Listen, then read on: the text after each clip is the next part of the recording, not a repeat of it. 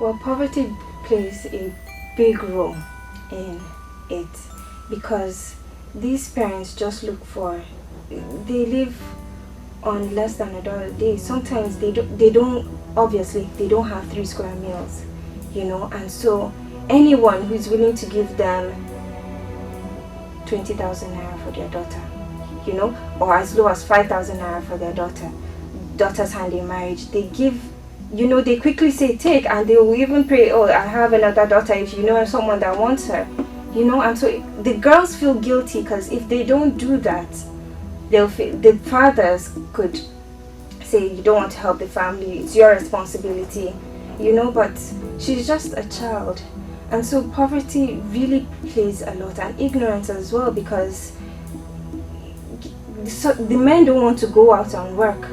Sometimes they do, but you can't let your daughter feed your family, and as at that, sometimes the men use the money and don't give it to the wives or the other kids. Sometimes, most of the time, the women are the ones going out looking for food, looking for money to feed their children.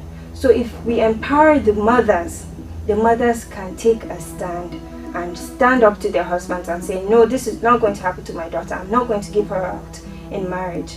And I think there's hope, for our generation can stand up to this, and we can really do something about it, empower the women and the young girls to stand up and know their rights, because I feel if they know that this is not right, they can speak up, and if we back them up, they can make their lives better.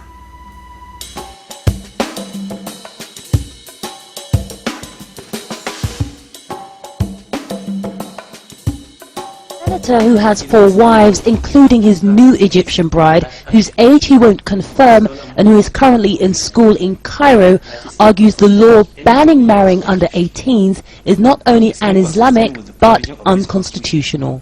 The Constitution of Nigeria has guaranteed freedom of religion, total and absolute. Therefore, if there is any law that contradicts this provision of the Constitution, as far as I'm concerned, I'll go for Islam. On these issues, that human rights groups hope to mount a legal case against Senator Yarima, but they have a monumental task ahead. The marrying of young girls has been practiced in parts of Nigeria for centuries. The law banning it was only introduced in 2003. And when laws infringe on what people believe are their religious freedoms, it's a battle almost impossible. Was the bride herself actually physically present at the ceremony, or was she represented by family members from Egypt? And did those officiating the marriage follow any procedures, for example, checking the bride's passport details, immigration status, or birth certificate? The educated men that go after young girls want someone they can control. They use their power and their positions and their influence to get these young girls, so they can boss around, tell them what to do. And it's all, the girls, due to poverty, they see money and they're suffering.